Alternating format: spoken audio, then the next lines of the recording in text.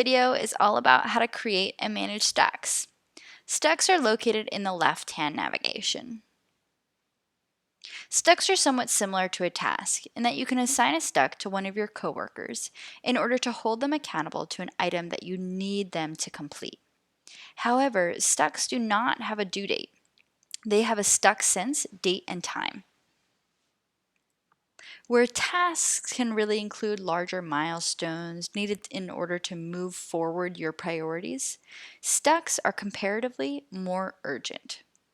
An example of a stuck could be maybe leaving a contract on your boss's desk. You need her signature in order to secure a new vendor that you have access to in order to complete your priority about an upcoming conference. You can assign her a stuck in order to hold her accountable to getting that signed contract back to you. Once you have it, you'll just unstuck her. The last video will summarize what you can expect in terms of software usage.